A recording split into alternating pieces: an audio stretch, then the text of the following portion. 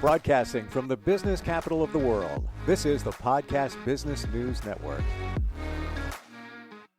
Has this ever happened to you where you think about something and then you second guess yourself?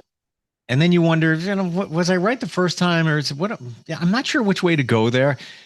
Probably is your subconscious mind, which, by the way, has all the answers. And if you weren't aware of that, we'll talk about that as well. But how do you really feel comfortable when you get that answer from within? And how can you really harness that power of your intuition, which is it's got the right answer, it knows, but you got to really know that it knows. We're going to talk about that today. And she is somebody that deals in the subconscious with a lot of people in terms of hypnotherapy and life coaching. Dawn Torkelson is back with us. Hey, Dawn, how are you? I'm doing well. Thank you. How are you today?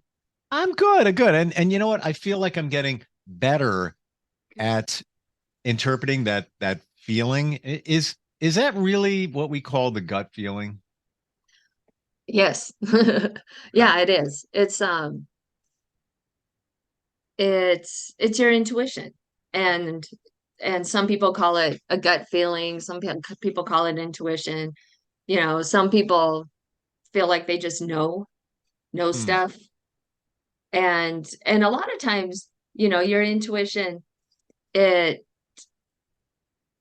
it's kind of a guide, you know. And I think when you really hone in on understanding what your intuition is, not only will it give you answers, but I think it's most importantly, I think it helps to build your self-confidence.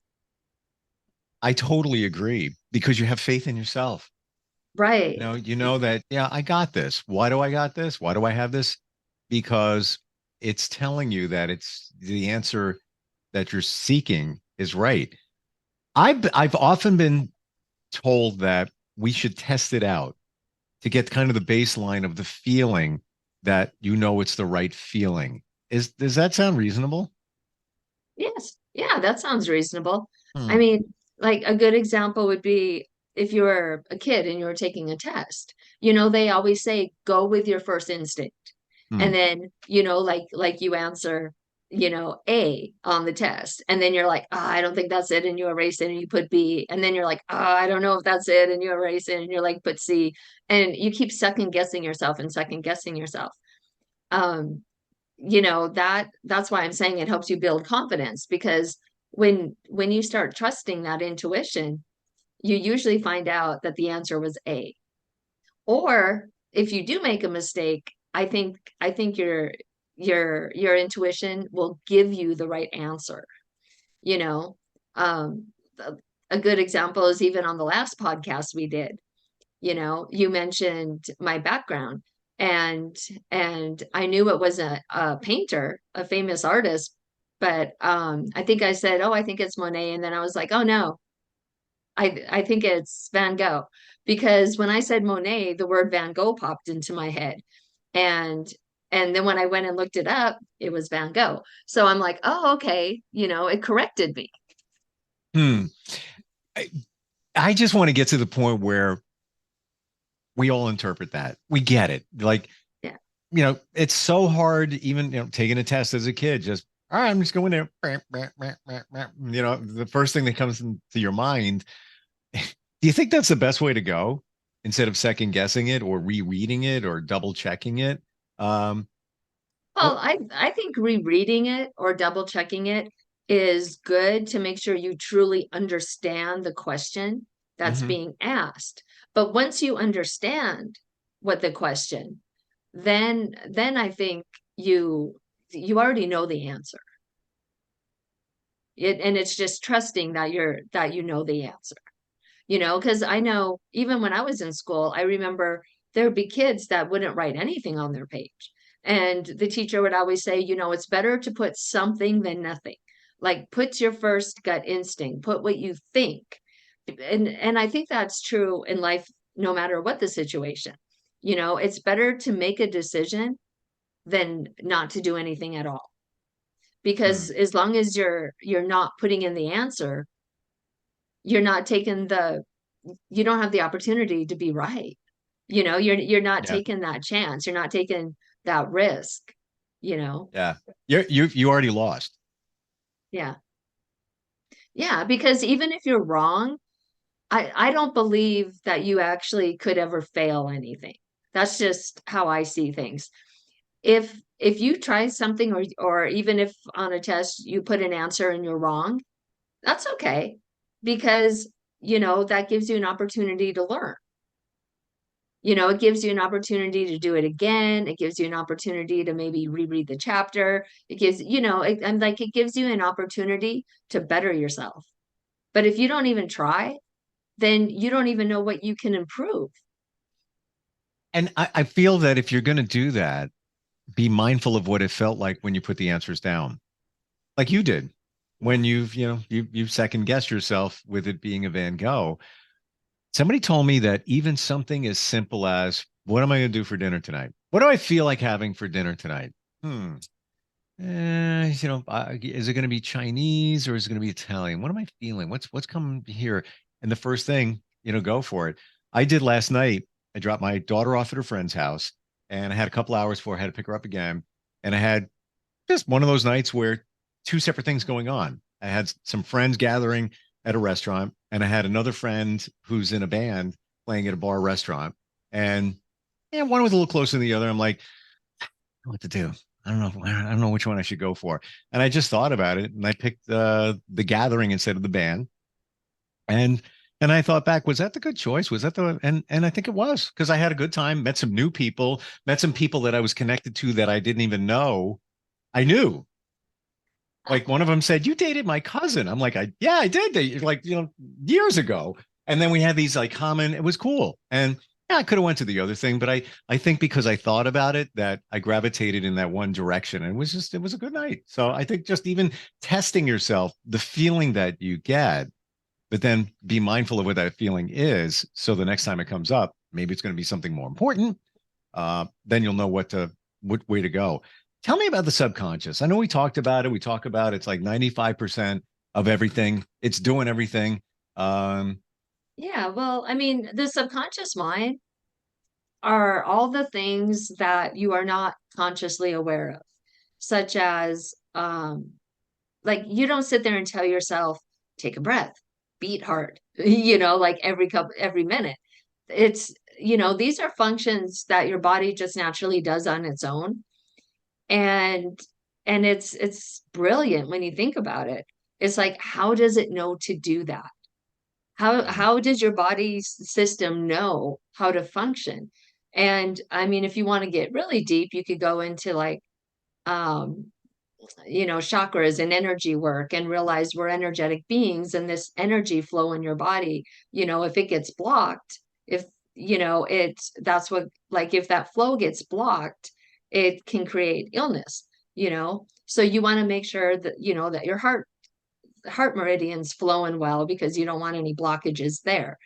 But so it's kind of cool because it's like this part of you which is doing everything in the background. It's keeping you alive, and it works with your mind, like you were talking about the intuition. You might be walking down the street and be like, am I supposed to turn here or here? Like you're trying to find someplace. And like you said, pay attention. If you start turning left and you get like a weird feeling, like, nah, that's not right, versus if you turn right and you get like a lighter feeling, oh, okay, you're going the right way.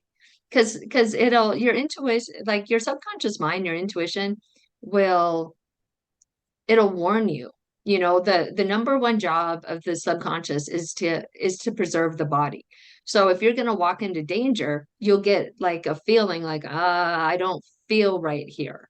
Or like you were saying, maybe you would have chosen to go to the bar, right? And you walk in and you get a bad feeling like, oh, this isn't where I should be today. So you turn around and then you go visit your friend's restaurant instead. And then you find out later there was a fight that broke up out later in that bar. And you're like, whoa, I'm glad I wasn't there when that happened. So mhm. it has so many functions. It preserves the body, it stores memories, It stores information. It's kind of like if you thought of a computer, it's like the memory bank of everything. And it has like all these different functions. So I have a crazy question. If it's 95% of everything, how are we doing this? Like, how am I talking to you? You're talking to me. We're carrying on a conversation. We're doing our thing, but it's your subconscious is 95%. I would think it would be that you're conscious, because I feel like we're conscious here, right? Like, Right. and that's only 5%. I feel that it would have to be more than that, like 15% at least. Okay. Well, consciously, we're having this conversation, Mhm. right? But where is the information coming from that we're talking about?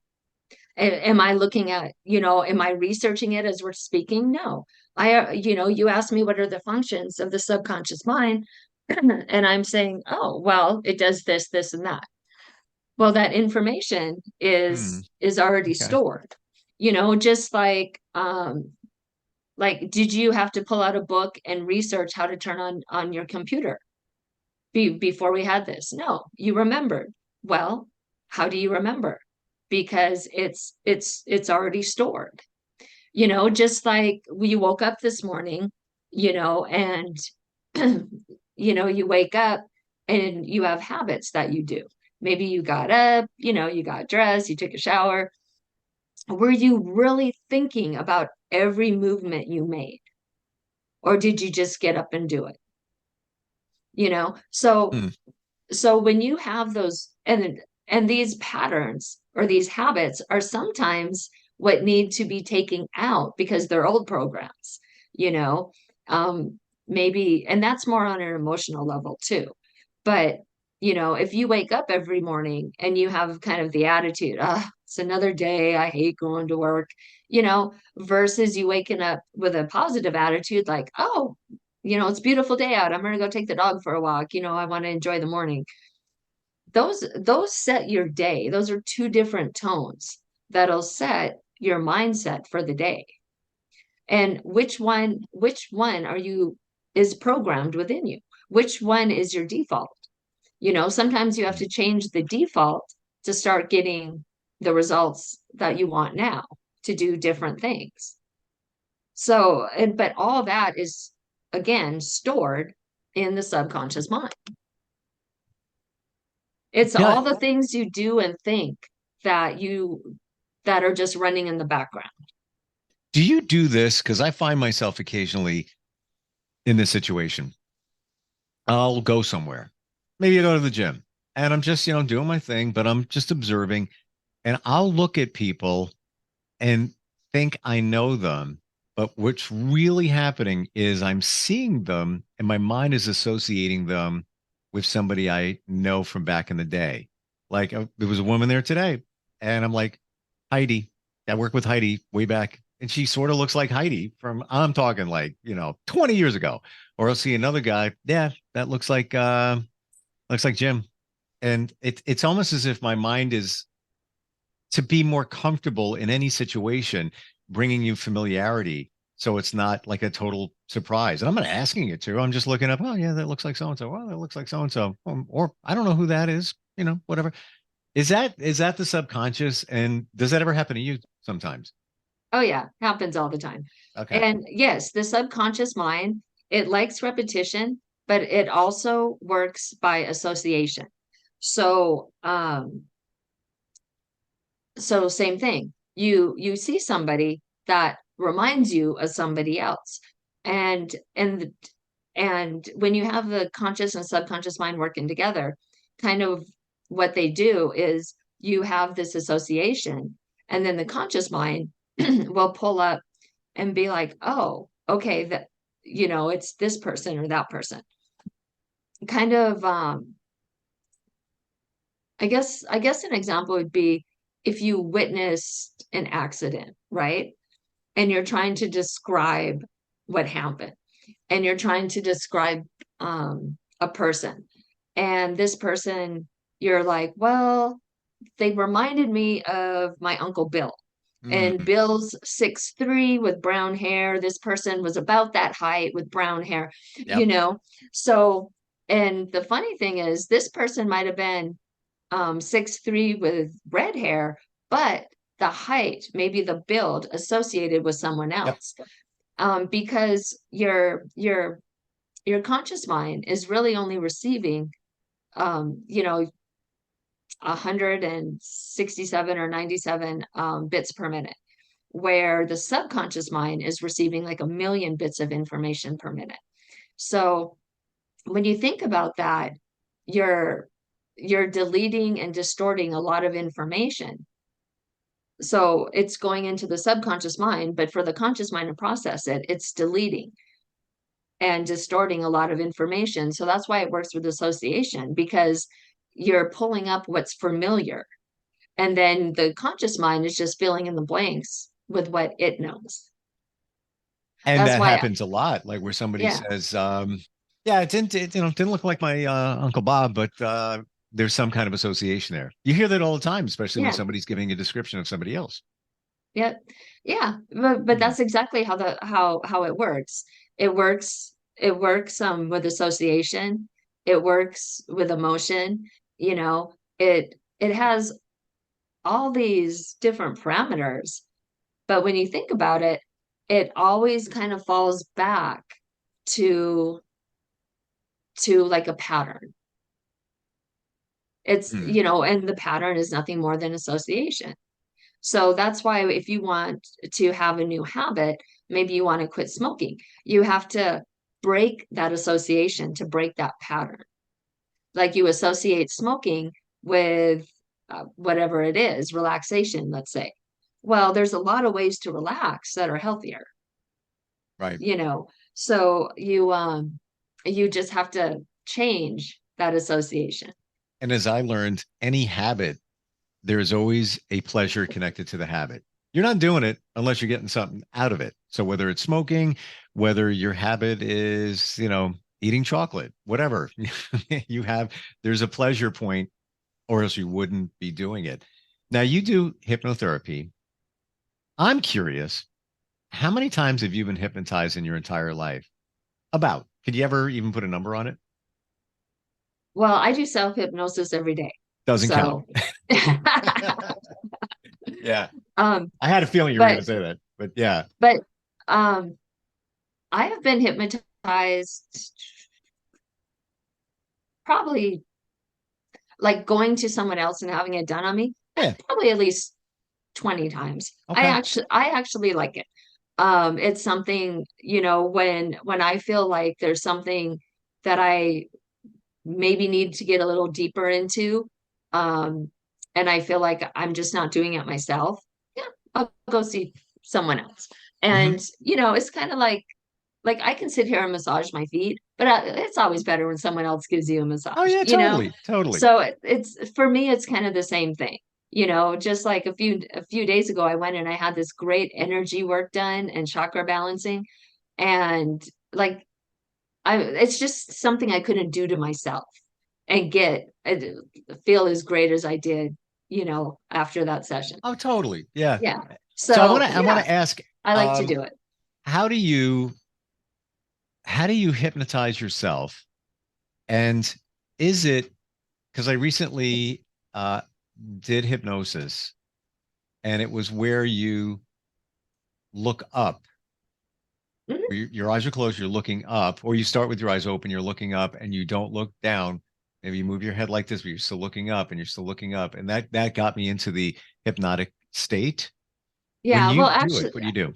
yeah, actually, if you're using that technique, which is a rapid eye introduction technique, is you kind of look up like to a real or imagine like point, so your eyes are kind of coming together, and Yeah. what it does is it causes your eyelids like this Yep. Yep. to blink.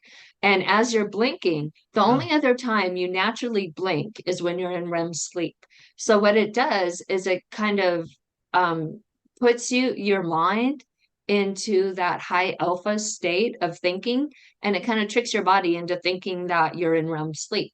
So what it does is when you're doing that, um, just because you do that when you're sleeping, it relaxes your body and it relaxes your mind. So it quickly puts you into that higher alpha theta zone where you want Gotcha. to be when you're doing self hypnosis or self meditation or something like that. And yeah, and then for me, I do that one. I do, because Hmm. that one, is just a quick way to do it. I A lot of times I'll think of a intention or a question, something that I want to, get answers on or work out, and then put myself into that relaxed state, a meditative state. Sometimes, I'll listen to music, high frequency music, Hmm. relaxation music, and just let myself go into that zone, until I naturally come out of it, How like long when does the it take work's you? done. How long does it take you to get into let's say, a hypnotic state? Probably seconds, less than a minute, but I do it so often. I can do it.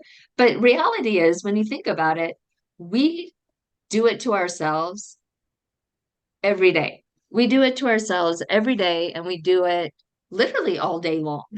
We are always in some kind of trance state. I mean, you might be at work and you zone off for a little bit, or you look out the window. You put yourself into a trance state.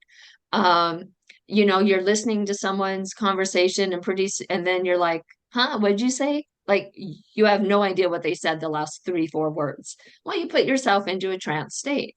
We literally flip from beta, alpha, and theta like four times a minute. Like, we're constantly Wow. flipping. Our brain waves are changing constantly.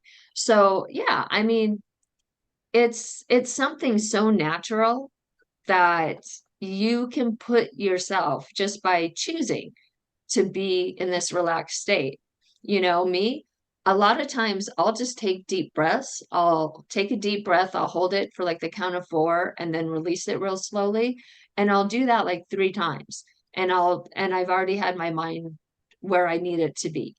I do that as a relaxation technique, so that if I feel like, okay, this is a stressful situation, I can just do that wherever I'm at, and regain. And it helps me to like regain my thoughts so that I consciously don't react on a subconscious level. So that instead of reacting by emotion, I've gained control of my thoughts and I'm like, okay, what's the best way to handle this? And that's what I'll ask myself. I'll just be like, what is the best way to handle this?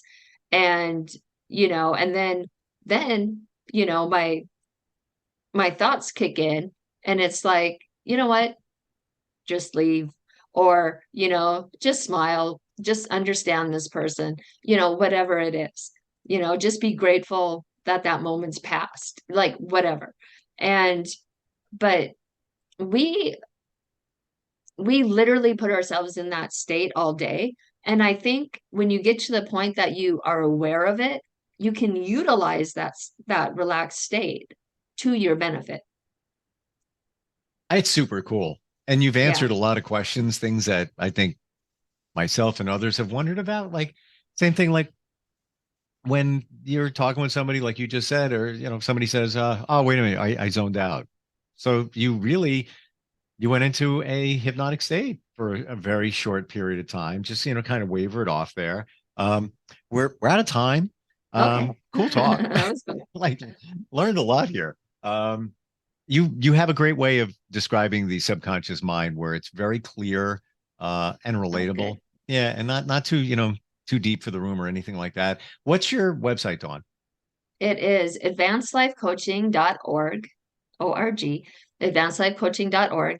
And if you wanted to email me, it's positivenlp@gmail.com.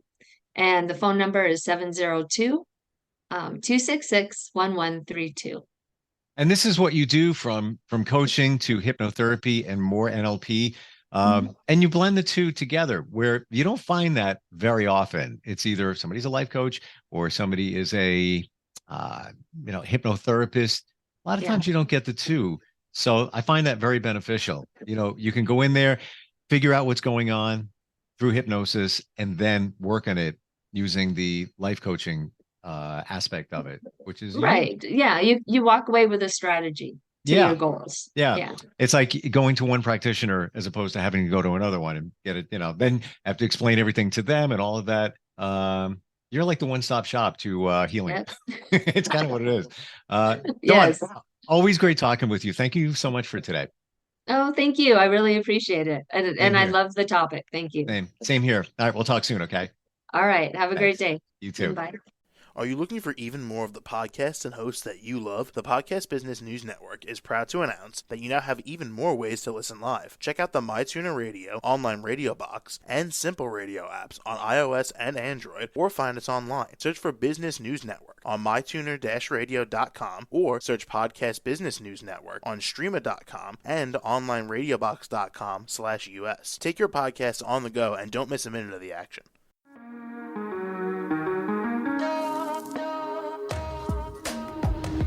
Broadcasting from the business capital of the world, this is the Podcast Business News Network.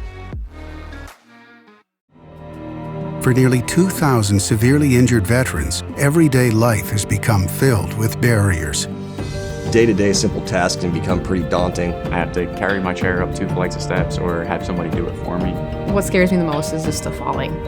When I'm struggling with my house, I think, to have that one great barrier just knocked down, it's crucial. Home for Our Troops is a wonderful nonprofit that builds a mortgage-free, fully adaptive, handicap-accessible house. And there's no catch. It'll be our very first home that we've ever owned. This is a game changer. This is where your life begins again. We need you to join us in completing this important mission. Please visit hfotusa.org and help build homes and rebuild lives. Because of you, everything's going to be okay.